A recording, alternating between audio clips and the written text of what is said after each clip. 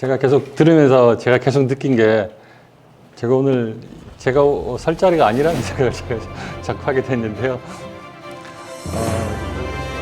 아니 얼떨결에 제가 이 강의를 어떻게 제가 수락을 했는데 앞에 선배님들 또 여러 박사님들 하시는 걸 보니까 너무 그 분야에 다 전문가시고 다 일타 강사분들 같아요. 너무 강의도 잘하시고 제가 이쪽 분야 통일 분야에 제가 크게 학문적으로 연구한 것도 없고 한데 제가 이걸 이제 제목을 정한 이유는 제가 이제 유엔 대표부에서 근무하면서 여러분 잘 아시다시피 유엔이라는 게 이제 대한민국을 우리 한반도 유일한 합법 정부로 인정해 준 것도 6.25 때 최초로 이제 유엔군을 파견해 준 그런 나라죠. 그래서 유엔에서 이제 대표부에서 근무하면서 주로 북한 문제에 대해서 많이 관여를 하면서 이제 한반도 통일 문제에 대해서 좀 생각해 본 거 그런 게 있었다는 거가 이제 하나 있고 또 두 번째는 제가 아랍에미레이트에 근무한 적이 있는데 이제 이슬람권이죠. 아랍에미레이트가 예멘하고 상당히 가깝습니다. 그래서 예멘의 내전이 그때 2014년, 15년 일어났을 때 사우디하고 아랍에미레이트가 이제 GCC 일원으로 예멘의 그 정부군을 갖다 지원했죠. 이란은 이제 후티 반군을 지원하고 그때 이제 제가 느낀 거 그런 거 해서 아는 게 이제 이쪽밖에 없더라고요. 근데 아까 우리 윤 본장님께서 말씀하셨는데 앞으로 여기 계신 분들은 앞에서 이 독일이나 예멘 뭐 베트남 분야에 대해서는 충분히 또 연구를 강연도 많이 하시고 또 많이 연구를 하셨다 그래서 저는 그 제가 새로운 뭐 이론을 하기보다는 또 이게 마지막 강연이고 하니까 해외 사례를 갖다가 좀 정리하는 그런 시간으로 좀 활용할까 합니다. 그래서 좀 미진하지만 좀 들어주시면 감사하겠습니다. 그래서 목차는 제가 이제 독일하고 예멘에 대해서 분단과 통일 이거는 앞에서 많이 이제 연구를 하셨다 그래서 간단하게 지나가고요. 공통점과 차이점 그리고 이제 예멘 통일의 실패 요인 보통 이제 독일은 성공한 통일이고 예멘은 실패한 통일 이렇게 많이 이제 단순화 많이 시키는데 그리고 우리가 이제 배울 점이 뭔지 그리고 마지막으로 그런 앞으로의 토의를 위해서 어떤 면에 우리가 관심을 가질지 그렇게 보겠습니다. 근데 앞에서 나왔다시피 우리가 세 가지 케이스가 있는데요. 독일, 예멘하고 독일도 있지만 베트남도 물론 통일에 성공한 케이스로 많이 되죠. 그 70년대 근데 단지 저게 무력에 의한 통일이라는 거 그리고 이제 공산주의, 사회주의에 의한 통일이라는 거 그게 이제 우리한테는 상당히 받아들이기 힘든 그런 사료로 많이 하고 또 그게 성공한 통일이냐 거기에 대해서는 좀 레저베이션이 있죠. 물론 이제 86년도부터 이제 도이모이 정책을 통해서 개방을 해가지고 지금 뭐 한국하고 베트남 관계는 굉장히 좋은 관계를 유지하고 있죠. 그래서 뭐 투자라든지 교류나 관광 쪽이 굉장하지만 우리가 단지 저 통일이라는 측면에서 볼 때는 아직까지 우리가 원용하기에는 좀 미래가 좀 불확실하다는 차원에서 여기선 빼고 이제 예멘하고 독일만 제가 넣었는데 그 또 특징은 여러 가지 보시다시피 1990년도에 또 같이 통일이 됐죠. 그런 측면도 있고 또 이제 두 개가 극단적으로 대비가 되거든요. 그래서 보시면 잠깐만요. 이제 지금 이제 31년째죠. 그래서 예멘과 독일은 이제 예멘은 그때 2014년, 15년대 내전이 계속돼 가지고 18년도인가요? 유엔에서 중재를 해가지고 휴전을 시켰는데 그게 뭐 지금도 안 지켜지고 계속해서 지금 이게 한 하여튼 최빈국이고 뭐 거의 전 인구의 한 3,600만 되는데 전 인구의 반 이상이 기아선상에서 허덕이고 뭐 37만 명이 사망하고 하여튼 지금은 전 세계에서 최악의 비극적인 통일을 했음에도 불구하고 통일 비극이 발생했고 독일은 뭐 잘 아시다시피 뭐 사회 경제 대국이고 EU에 중추를 했죠. 그래서 독일 통일은 이제 흡수 통일, 예멘 통일은 합의 통일 이렇게 해서 출발은 사실 합의 통일이 훨씬 더 모양이 좋죠. 모양이 좋고 한데 결과적으로는 이렇게 됐다는 거 그런 건데. 근데 제가 UAE 근무할 때 예멘 이제 저희한테 떨어진 임무가 뭐냐면 예멘에도 저희 동포들이 많이 살고 있거든요. 그래서 이제 더 이상 계속해서 이게 진행되면 안전에 위험이 되니까 빨리 도피를 해외로 이제 탈출을 시키라는 게 이제 그 과정이었는데, 그래서 저희들이 이제 UAE 쪽에 있는 분들하고 많이 이제 커넥션을 해가지고 했는데 느낀 게 뭐냐면 UAE에 사는 사람이나 예멘에 사는 분이나 오만에 사는 분이나 사우디 사는 분이나 국가에 대한 개념이 크게 없는 거예요. 그러니까 우리가 왜냐면 아랍에미리트면 당시에는 예멘의 적국이잖아요, 그죠? 그래서 함부로 들어가면은 체포되면 죽을 수도 있다, 뭐 그런 식으로 굉장히 위험하게 생각했는데, 들어가는 사람들은 하는 얘기가 우리 다 브라더라는 거예요. 다 브라더. 다 이렇게 부족 중심으로 저 사람이 나하고 같은 부족이면 뭐 이 사람이 예멘에 있든 오만에 있든 아랍에미레이트는 다 그냥 다 브라더고 형제예요. 근데 이제 그게 달라지면은 부족이 달라지고 과거부터 전통적으로 달라지면 그건 굉장히 같은 나라에 있어도 같은 국가에 있어도 굉장히 관계가 좋지 않은 그런 관계들. 그러니까 물론 큰 틀에서 보면은 이제 자기들이 다 이슬람의 아랍 민족, 이슬람 민족이라는 게 있지만 또 뭐 같은 이슬람 중에서 우리 잘 아시다시피 수니 시아가 또 갈라지잖아요. 예, 갈라서 사우디하고 이란이 계속해서 이제 대응하듯이 그런 측면에서는 이제 이게 국가라는 통일이 만만치 않겠구나, 예멘이라는 나라가.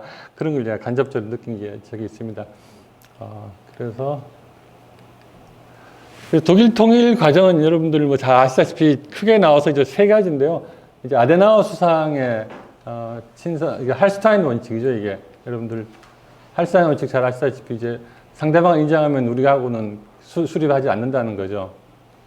근데 이걸 근데 이제 독일 통일 과정을 갖다가 많은 사람들이 이제 아데나워하고 브란트를 갖다가 대비를 많이 하지 않습니까? 그래서 이 브란트의 동방 정책이 독일 통일에 밑거름이 됐다는 식으로 하는 게 다수인데, 또 다른 측면에서는 아데나워 수상이 독일 통일에 밑거름을 놨다. 그러니까 굉장히 현실적인 접근 방법이고 그런 거죠. 그러니까 아데나워가 확실하게 서독이 동독보다 우월하고 우리가 힘으로써 눌러놨기 때문에 동독이 서독을 이제 자기가 따라야 될 나라로 보고, 그러니까 이거는 똑같은 논리가 뭐냐면, 이게 통일의 과정에서 가장 큰 영향을 미친 게 이제 고르바초프에 하는 건데, 고르바초프도 갑자기 고르바초프가 그렇게 뭐 페레스트로이카 글라스노스를 한 건 아니잖아요. 그 앞에서 이제 미국의 레이건 대통령이 완전히 힘의 대결을 통해서 완전히 눌러놨기 때문에 고르바초프가 나왔다는 거죠. 그러니까 단순히 아데나워라나 그 레이건이 완전히 소련을 갖다가 눌러놨고 아데나워가 동독을 완전히 눌러놨기 때문에 그게 다 통일이 미끄럼이 됐다는 그런 현실주의적인 어프로치도 있습니다. 근데 이제 우리가 기본적으로 보는 건 이제 브란트의 이 오스트폴리티크가 독일의 통일에 미끄럼이 됐다고 이런 식으로 많이 하는 게 다수파죠, 기본적으로는. 그래서 이제 일민족 이국가 체제에서 동독 주민들도 인간다운 생활을 권리가 있다는 그런 철학으로 보시면 됩니다. 그래서 계속해서 이제 브란트의 동방 정책에 대한 건데, 민족 동질성을 회복해야 된다는 거하고, 가장 핵심적인 이제 조약이 이제 72년도 동서답권 기본조약 체결이죠. 당장 통일을 하는 게 아니라 이제 서로를 인정하자는 거죠. 그리고 이제 교류를 많이 해나가자, 그런 것이 이제 가장 핵심이 되겠습니다. 근데 이제 통일을 완성한 사람은 이제 콜 수상이죠. 아까 브란트 우리 말씀하셨다시피 통일에 그 밑거름을 놨다는 브란트 수상도 베를린 장벽이 무너지기 보름 전까지도 통일을 예상하지 못했을 만큼 굉장히 다이나믹하게 이루어진 정책이죠. 그래서 기본적으로는 독일 통일이 뭐 서독이 동독을 뭐 어떻게 한 것도 아니고, 동독이 소련의 그런 붕괴로 인해 가지고 자발적으로 스스로 그러니까 서독과 같은 그런 민주화 운동이 일어난 게 가장 큰 거죠. 그래서 그걸 갖다가 콜 수상이 잘 수습을 한 거죠. 전승국들이 다 통일 반대하지만 그거를 잘 설득을 하고, 또 이걸 2+4로 해서 소련군한테 이제 동독에 있는 소련군을 다 철수하도록 돈으로 줘서, 그러니까 통일 위용이죠. 엄청난 경제력이 있었던 걸로 해가지고 결과적으로는 10월 3일 날 우리 개천절이네요. 그래서 통일이 이루어지게 그렇게 됐습니다. 동독도 사실은 처음에는 뭐 자기들이 처음에 유일한 개성주다 이렇게 하지만 점점점 이제 이 논리가 약해지고 이제 이민족 이국가까지 갔다가 결과적으로는 소독을 이제 벤치마킹하는 그런 자발적인 민주화 운동으로 인해 가지고 통일이 됩니다. 그래서 통일을 내적 요인, 외적 요인으로 본다 그러면 기본적으로 국내 정치적인 역량을 굉장히 많이 크게 따집니다. 독일의 경우에는. 그리고 나토를 갖다가 굉장히 많이 하는데 나토가 있었기 때문에 물론 서독에는 나토군이 존재하고 동독에는 바르샤바 조약군이 존재해서 굉장히 냉전에 가장 첨예한 그런 대립을 이루었지만 독일 입장에서 볼 때는 나토가 와 있으니까 미군이 와 있으니까 자기들이 국방비 뭐 이런 거 신경 안 쓰고 굉장히 우리 아데나와 총리가 한 그 라인강의 기죠. 그러니까 엄청나게 빨리 경제력을 기를 수 있었다는 얘기죠. 그래서 그 당시에 이제 서독이 세계 3위였는데 결과적으로 이것으로 인해서 통일 비용을 지불함으로써 소련의 이제 반대를 물리칠 수 있었다는 거죠. 그리고 그 지도자들 아까 뭐 나왔지만 아데나워나 콜이나 브란트나 다 굉장히 인도주의 원칙이라는 게 있었고 나토라든지 EC라든지 CSC 유럽 안보협력기구 같은 거 그래서 평화라든지 이런 여러 가지 그런 민주적인 그런 가치로 인해 가지고 정치 문화가 안착된 게 굉장히 큰 원인이었다는 걸 볼 수 있겠습니다.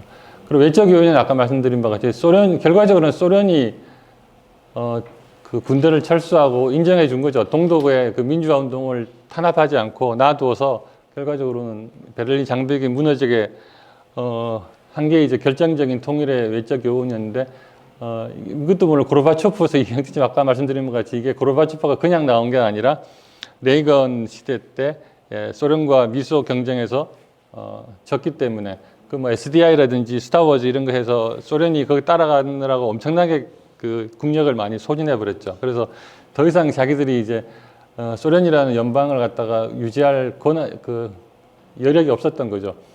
그리고 가장 큰 게 이제 미국이 이걸 소련의 독일의 통일을 지지해 줬다는 거거든요. 사실 영국이나 프랑스는 다 싫어하죠. 독일이 다시 또 부흥하면은 과거에 우리 유럽에서 외교사에서 봤던 수없는 그 갈등의 역사가 있지 않습니까? 그 영불, 독이 계속해서 주도권 싸움을 하는 거기 때문에 독일이 다시 하는 걸 다 뭐 영국이나 프랑스는 다 반대했지만 미국은 이 당시에 이제 미국의 그 아버지 부시 대통령이었죠. 그 부시 대통령인데 미국은 기본적으로 강력한 그 나토 독일이 있음으로 인해서 서방 그 동독이나 러시아를 갖다가 저지할 수 있었다고 보기 때문에 기본적으로 반대하지 않았죠. 그래서 이걸 통해 가지고 또 가장 또 헝가리 주변에 이제 그 국가들이 헝가리라든지 그 민주화함으로 인해 가지고 동독인 탈출자들 갖다 많이 도와줌으로 인해서 이제 베를린 장벽이 무너지는 그런 됐습니다. 그래서 독일 특징은 이제 갑작스럽게 됐다는 거, 또 굉장히 1년 정도 만에 다 모든 걸 완성시킬 만큼 굉장히 신속한 통일이 됐다는 거, 그리고 독일인이 주도한 통일, 특히 이게 동독이 발단을 일으키고 서독이 그걸 수습하는 그런 형식, 그리고 절대 무력 충돌이 없었죠. 이거 하는 과정에서 이것이 이제 가장 큰 특징으로 볼 수 있겠습니다. 다음에 이제 예멘인데요. 예멘은 이거 보시면 상당히 좀 이해하기 어려운 내용도 많고 우리 앞에 보니까 우리 예멘에 대해서 여러분이 이렇게 많은 연구와 토의가 있었던 것 같더라고요. 그래서 제가 간단히 보면 일기에는 이제 이맘 종교 지도자식이 예멘은 이게 시아파가 다수파인 그런 나라입니다. 그래서 이맘이라는 종교 지도자가 있었기 때문에 1차 대전 때 이제 북예멘 같은 경우는 오스만 투르크, 터키가 이제 패배함에 따라서 당연히 독립을 했는데 남예멘 같은 경우는 이제 영국의 식민지가 됐죠. 그래서 이걸 이제 빨리 영국으로부터 식민지를 이제 구해주려는 노력부터 시작해서 이제 통일 노력이 시작됐습니다. 그래서 두 번째는 살랄 정부가 있었고요. 그래서 남예멘은 기본적으로 영국으로부터 자기들은 이제 독립을 했기 때문에 아랍의 그 아랍주의 또 이제 외세로부터 아랍을 지켜야겠다는 그런 것 때문에 영국으로 독립을 갖다 많이 하려는데 결과적으로는 또 영국도 67년도에 철군을 했습니다. 그래서 굉장히 좋은 했는데 이 남예멘은 이제 후에 보면 알겠지만 또 소련이 또 여기 침투를 하게 돼가지고 남예멘이 상당히 이제 어려운 분열의 그런 소지를 많이 안게 됐습니다. 그래서 남예멘은 친소 국가가 됐어요. 그러니까 기본적으로 아랍이 상당히 이제 외세들이 많이 관심을 가진 오일도 있고 하기 때문에 요충지가 하기 때문에 관심을 많이 가졌는데 기본적으로 이집트가 이스라엘하고 이제 그 평화협정을 맺는 굉장히 큰 사건이 있었죠. 그러니까 모든 아랍이 단결해서 아랍 이스라엘하고는 적대 국가를 이루려 했는데 이집트가 이스라엘하고 평화조약을 맺는 바람에 굉장히 아랍 쪽에 굉장히 큰 요동이 있었죠. 그래서 소련도 기본적으로 거기에 그 대립하기 위해서 시리아하고 남예멘을 갖다에 침투해서 자기들의 거점으로 만들려고 하죠. 그래서 결과적으로는 예멘에 대해서 굉장히 많은 지원을 하게 됩니다.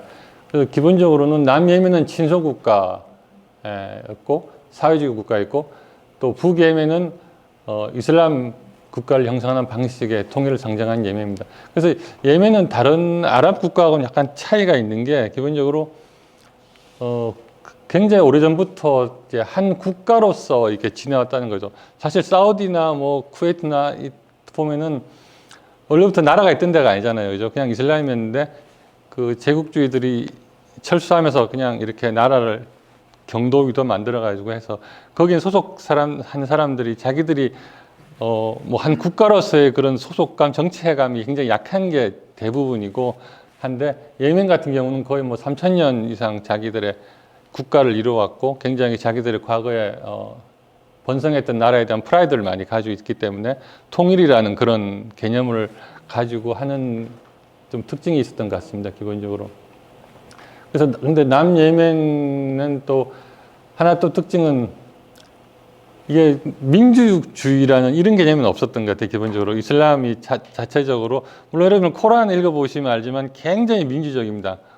코란을 읽어보신 기억이 있을 같은데 그러니까 사제도 없고요. 그러니까 성직자도 없고 모든 사람을 다 평등하고 가난한 사람 도와주고 그러니까 굉장히 그러니까 가끔 저희들이 이제 뭐 이슬람을 갖다가 뭐 9.11이라든지 테러라든지 이런 쪽하고 연관시키는 그 서방 국가들이 많잖아요. 근데 그 사람들 이야기는 굉장히 억울하다는 거죠. 이슬람 종교라는 게 얼마나 평화적이고 얼마나 평등하고 얼마나 민주적인 거냐 이렇게 많이 내려가는데 근데 정치적인 이 보양을 보면 한 번도 정치적인 변혁이나 이런 변동을 일으킬 때 민주적으로 된 경우가 거의 없어요. 뭐 다른 나라도 물론 많이 있지만 남예멘 같은 경우도 항상 충돌하거나 암살을 그러니까 지도자를 교체하려면 뭐 암살을 하거나 테러를 하거나 뭐 군사 쿠데타를 하거나 이런 데 대해서 게 이제 기본적으로 민주적인 그런 전통이나 그런 의식이 없다는 걸 좀 많이 느끼게 되는 것 같습니다. 기본적으로. 그래서 계속해서 두 나라는 이제 통일을 하려고 계속해서 협상을 하고 여기서 이제 하나 특징한 게 이제 이 아랍리그라 그러죠. 이 아랍리그가 굉장히 많이 개입을 해요. 그래서 이게 진전이 안 되면 이 아랍리그가 45년에 만든 거죠. 그러니까 카이로에서 이집트가 중심돼서 만든 건데, 그러니까 이 예멘의 통일을 갖다가 이 단순히 두 나라의 통일이라기보다는 아랍권의 통일, 또 외세가 개입하지 못하도록 자체적으로, 그러니까 소련도 물리치고 자체적으로 스스로 아랍권이 독자적인 통일을 이루려는 그런 프라이드가 있어가지고 아랍연맹이 굉장히 많이 기여를 많이 해줍니다. 그래서 위기 때마다 아랍연맹이 도와가지고 하는 게 양 정상들의 이제 통일에 대한 의지도 있지만 아랍연맹의 역할도 굉장히 많았다는 걸 말씀드리고 싶고요. 그래서 결과적으로 이제 북예멘의 살레 대통령하고 남예멘의 그 알비드 서기장이 서로 합의를 해가지고 90년 5월 22일에 통일을 선포하게 됩니다. 근데 이제 저희들이 아시다시피 통일 예매는 이제 통일은 시켰는데, 그 다음이 사실 더 문제죠. 통일이 해서 통일된 국가를 운영하는데, 아까 우리 말씀에서 뭐 토지 문제라든지 뭐 온갖 문제가 다 있죠. 통일을 시키려면. 통일이라는 게 뭐, 통합을 하다가 이제 통일이 된다는 거는 다른 나라가, 그러니까 아주 수평적으로 물론 통일을 하더라도 하나로 이제 공통화 시켜야 되지 않습니까? 모든 제도를 양쪽으로 따로 가지고 있으면 그건 완전 통일이 아니죠. 그래서 법적인 문제, 뭐 토지 문제, 재산권 문제라든지 모든 걸 다 단일화 시켜야 되는데 그게 굉장히 어려운 거죠. 그래서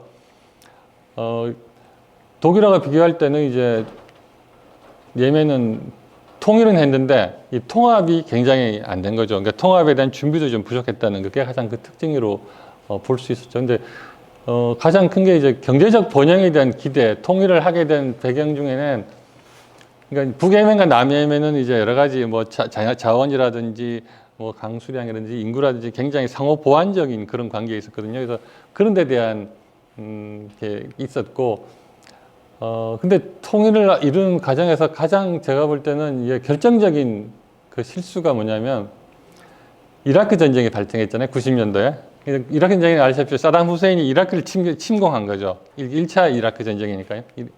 근데 여기서 다 전 세계 거의 사람들이 다 미국이 이제 그래서 개입을 해가지고 이라크 사담 후세인을 다시 물리쳤죠. 그래서 쿠웨이트를 해방시켰는데 그럼 당연히 침략자를 다 비난하고 다 쿠웨이트 편을 들어야 되는 거 아닌가? 이게 정상인데 쿠웨이트가 또 굉장히 예멘에 대해서 굉장히 그 지원도 많이 해주고 굉장히 아주 친한 국가였어요. 근데 결과적으로는 이라크 편을 들었어요. 결과적으로 예멘이. 그래서 이거는 제가 볼 때는 글쎄요. 이라크가 물론 침공을 했지만 미국이 개입했다는 거 그게 상당히 이제 싫었던 거예요.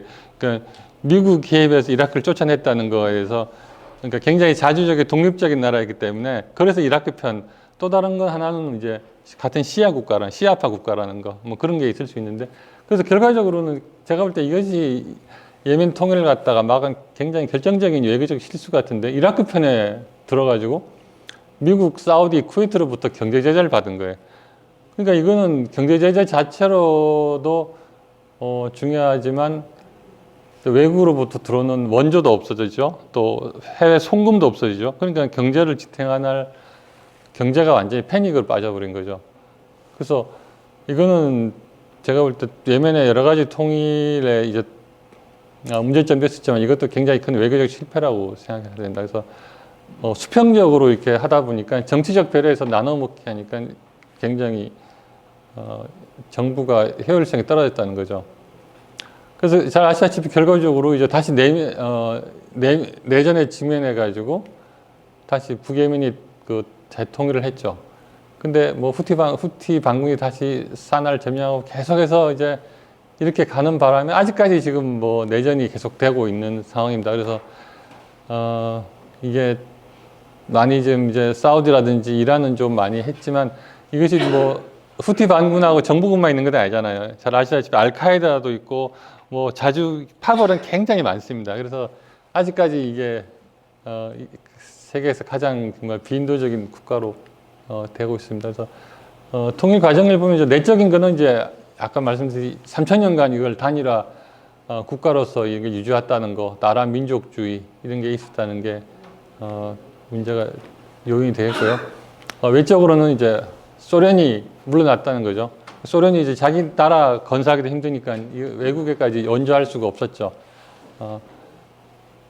그래서 이제 소련이 물러나서 사우디가 이제 가장 예멘에 대해서는 통일에 반대하는 세력이었죠. 왜냐하면 사우디하고 예멘은 국경을 이제 마주하고 있는 나라인데 예멘이 되면은 이게 거의 한 3,700 굉장히 큰 나라가 되는 거죠. 사우디로서는 반대했는데 결과적으로는 공산주 사회주의 국가를 포기하고 북예멘과 통합한 거기 때문에 이제 사우디도 더 이상 반대하지 않았던 그런 역할을 아까 말씀드린 아랍연맹이 굉장히 중요한 역할을 했다는 거 다시 한번 말씀을 드리고요. 그래서 독일 통일가가 이걸 봤는데 공통점을 이제 잠깐 보고요. 공통점은 이제 소련의 개혁 개방, 소련이 이제 힘이 빠짐으로 인해서 거기서 동독에서는 그걸 갖다가 민주화 운동을 갖다가 컨트롤하지 못했고, 또 예멘의 경우도 이제 더 이상 여기에다 지원을 못 해준 거죠. 그러니까 예멘이 살기 위해서 북예멘하고 통합하는 그런 결과를 가져왔고요. 또 하나는 아까도 말씀드렸지만 동독과 남예멘이 다 이제 사회주의 국가였는데 다 그걸 포기하고 자본주의 국가로 편입됐다는 거죠. 그래서 동독도 이제 서독으로 해서 독일로 민주화된 것이고, 남예멘의 경우도 사회주의를 포기하고 북예멘, 물론 북예멘이 뭐 서구에서 말하는 그만큼 민주국가는 아니고요. 단지 사회주의 국가가 아니고 이슬람 보수주의를 채택하는, 그리고 다당제를 채택한다는 차원에서 민주주의라는 그렇게 볼 수가 있겠습니다. 그 차이점은 제가 제일 이제 모든 과거에 이 독일 얘기할 때 하는 게 독일은 아까 브란트의 그 동방정책에 의해서 굉장히 많이 준비를 했다는 거죠. 서로 교류를 많이 하고 했기 때문에. 그래서 이걸 뭐 정치학에서는 기능주의라고 해서 많이 얘기를 하는데요. 근데 예멘의 경우는 이제 그런 의지는 있고 통일에 대한 의지나 그런 건 있었지만 통합에 대해서는 좀 부족했다. 그래서 준비가 부족했기 때문에 뭐 결과적으로는 통일을 했지만 그것이 이제 한 국가가 되는 과정에서 너무 많은 갈등과 분열이 있었다는 거죠. 그래서 이건 이제 보통 정책에서 신기능주의라고 많이 얘기를 하죠. 근데 결과적으로는 이게 시나마 가능했던 거는 아랍연맹이 그 정치 협상을 통해서 많이 중재를 했기 때문이다라는 걸 볼 수 있겠습니다. 또 차이점은 이제 서독은 이건 우리가 뭐 편입형이라고 하지만 흡수형이라도 많이 얘기하죠. 흡수통일이라 해서 경제력을 통해서 동독이 서독으로 편입이 돼서 같이 된 거고, 근데 예멘의 경우는 이제 굉장히 평등하게 1대1로 다 이렇게 균등하게 배분했지만 이러다 보니까 조직은 커지지만 비효율성을 타고 이제 나눠먹기식으로 돼서 효율적으로 정부 조직이 운영되지 못했다는 그런 차이가 있겠습니다. 그리고 이거는 이제 나중에 제가 보다 민주화 문제하고 관련이 되는데 독일계 같은 경우는 이제 아데나워, 브란트, 코울로 이어지는 이런 굉장히 역량도 뛰어나고 또 독일 민족 전체의 이익을 우선하는 그런 걸 했지만, 예멘의 경우에는 살레 대통령이 좀 이건 얘기는 했지만 계속해서 이제 친인척 문제라든지 개혁 개방에 실패해가지고 지금 내전까지 가고 있다, 그런 걸 하겠습니다.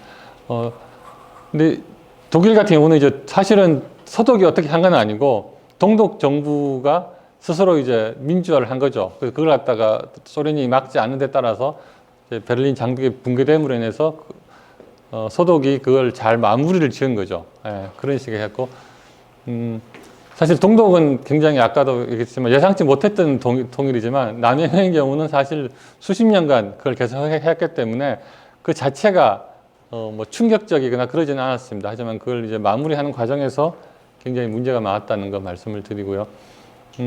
독일 환경에서도 굉장히 차이가 많았죠. 독일은 아까 말씀드린 바와 같이 다 독일의 통일을 환영하지 않았지만 독일이 이제 잘 4대국과 협조를 해가지고 통일을 시킨 반면에 예멘의 경우는 사우디 말고는 별로 반대가 없었지만 또 아랍연맹이 많이 도와주기 때문에, 그러니까 남예멘이 사회주의를 포기했기 때문에 사우디도 이제 예멘 통일을 반대하지 않아가지고 결과적으로 통일을 이뤘다는 그런 말씀을 드리겠습니다. 그래서 예멘 통일은 이제 성공적인 통일, 독일 통일에서도 우리가 많은 걸 배우지만 예멘 통일이 왜 실패했느냐에 대해서 또 많이 우리가 교훈으로 삼아야 될 것 같은데요. 기본적으로 정치 분야에서는 이제 지도자 간의 갈등과 분열이 많았다는 거, 그런 것이, 그래서 지도자 리더십이 없으면 통일이 뭐 법적으로 된다 하더라도 분열되고 내전으로 해서 도대체 통일이 도리어 더 많은 비극을 초래할 수 있죠. 양국가가 서로 갈라져 있었으면 자기 나라 체제를 운영하면 되는데 통일이 돼서 도리어 더 큰 비극이 하는 그런 것도 있습니다. 가장 이제 결정적인 내전이라는 게 이제 군사력 때문에 생기는 건데, 이제 군사 통합을 못 시킨 게 가장 결정적인 이 문제였죠. 그래서 다 이렇게 나눠 반반씩은 했지만 아직까지 각각 그 통일되기 전에 그런 군대 정치 세력의 명령에 따르게 되면서 이제 그 정치 세력이 합의를 못하면은 내전 상태로 돌입하는 그런 문제를 가져왔습니다. 아까도 말씀드렸지만 이게 서로 상호 보완적이기 때문에 굉장히 많은 기대를 했지만 그것이 제대로 안 됐다는 거, 그리고 쿠웨이트 이란 제재하는데 해서 결정적으로 해서 경제적으로 굉장히 위험에 빠졌다는 거죠. 그래서 이런 걸프전이 이제 굉장히 정치 발전에도 악영향을 미친 그런 케이스를 볼 수 있을 것 같습니다. 사회 분야 같은 경우는 굉장히 좀 아이러니한 거지만 사회주의 국가가 사실은 이슬람이라는 게 여성 문제라든지 인권에 대해서 굉장히 좀 약하잖아요. 근데 남예멘 같은 경우는 사회주의 국가를 그 제도를 받아들여져 가지고 인권 문제라든지 그런 여성 문제가 굉장히 많이 됐지만 다시 통일을 하니까 북예멘은 이제 보수적인 이슬람 국가로 다시 환원이 된 거죠. 그러니까 이런 문제가 발달되고 부족 간의 이기주의 이런 것이 이제 문제가 됐다는 거 말씀드리고요.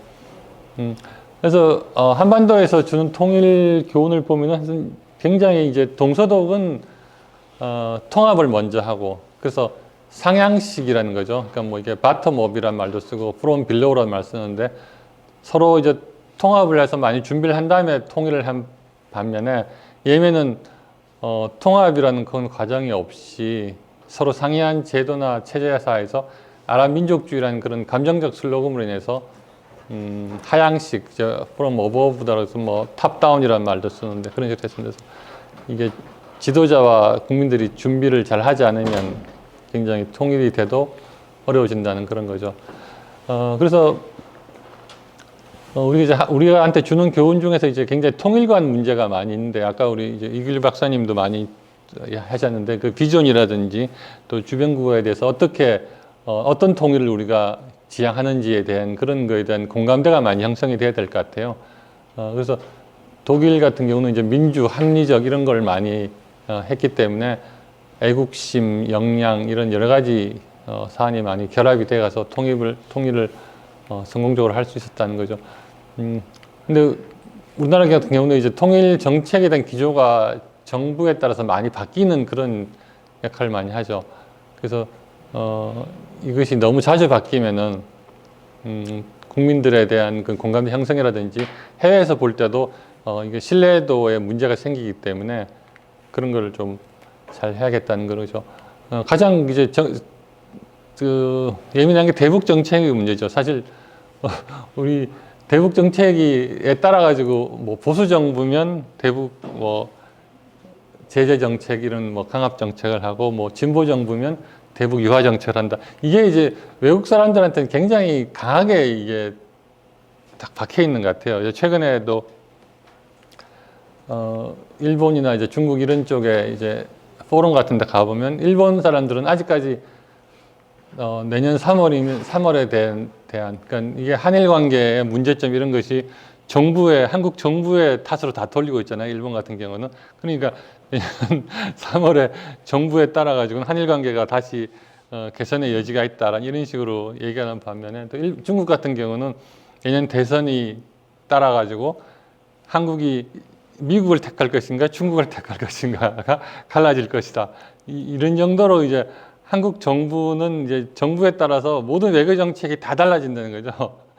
대외 정책은 물론이고 대북 정책도 다 달라지고 있기 때문에 이런 컨시스턴시 문제에 대해서 우리가 이제 아직까지 크게 대외적으로 아까 좋은 국제 환경 조성 이런 걸 하는 데 있어서 아직까지 크게 신뢰를 못 받고 있다는 그런 걸 좀 많이 느끼게 된 것 같아요. 그래서 그런 걸 하기 위해서는 독일 같은 경우는 뭐 아까 말씀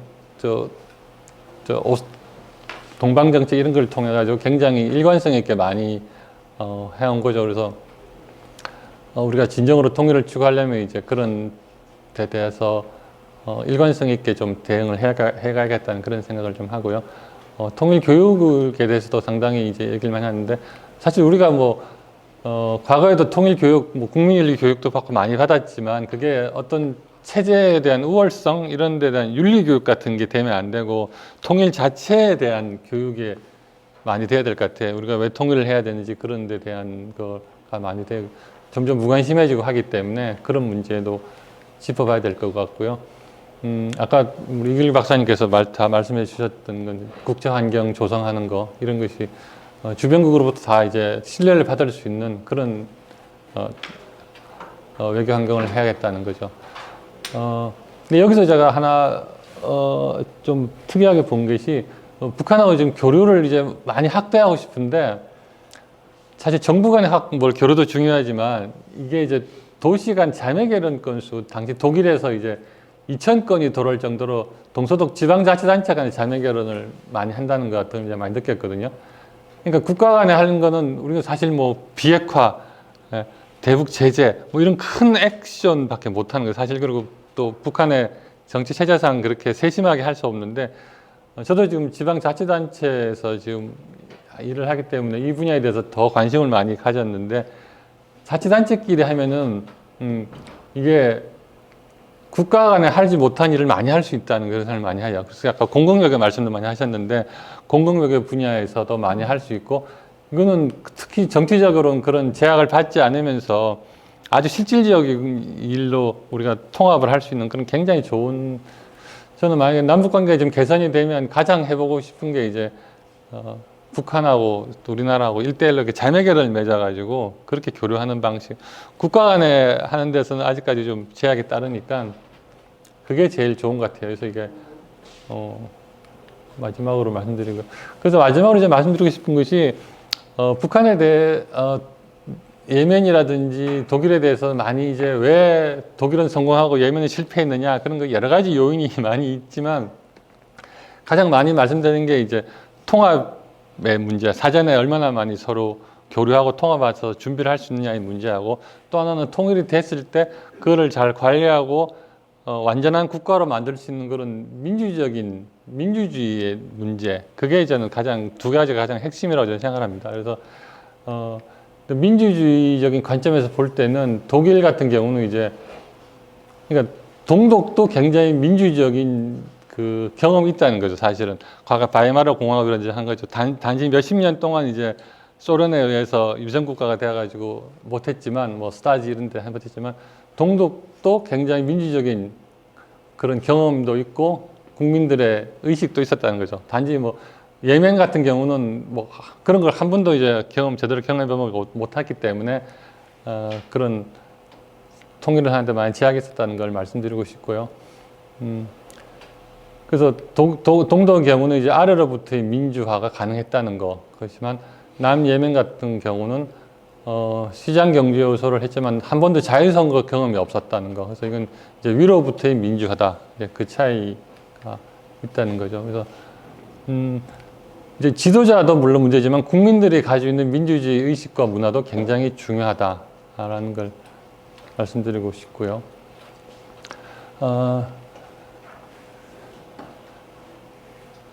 그래서 이것도 이제 같은 문제인데 이 민주주의의 수준의 격차라는 게 굉장히 중요하다는 거 다시 한번 말씀드리고 싶고 독일 같은 경우는 주변국에 이제 많은 동독도 많이 민주화가 많이 됐고 하지만 예멘의 경우에는 지금 사우디아라비아 그러니까 저도 아랍에미레이트 있을 때 이제 포럼 같은 거 많이 하면 가장 핵심적인 이유가 과연 중동 지역 이슬람 국가의 민주주의가 가능할 것인가 그런 문제 가지고 이슈를 많이 해요.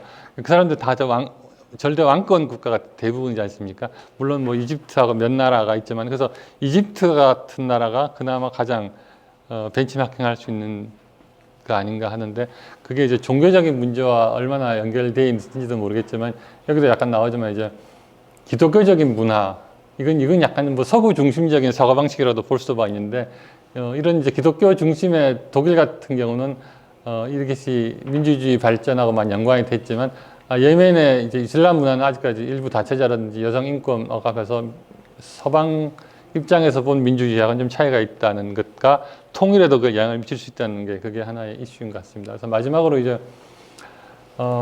독일은 이제 인류국가로 했지만 예멘 아직까지 이렇게 있는 게 물론 결과론적일 수도 있지만 이걸 이제 다시 역으로 유추해 보면은 사전에 통합의 중요성도 물론 중요하지만 그 배경에는 민주주의 제도와 이제 그 제도를 운영하는 의식 수준에도 많이 차이가 있지 않는가라는 얘기를 할 수 있는데, 그럼 이렇게 하기 위해서는 우리가 물론 뭐 사전에 통합하는 문제도 중요하지만 한반도 통일을 위해서도 우리가 성숙한 민주주의 문화와 북한의 민주화가 필요하다는 거죠.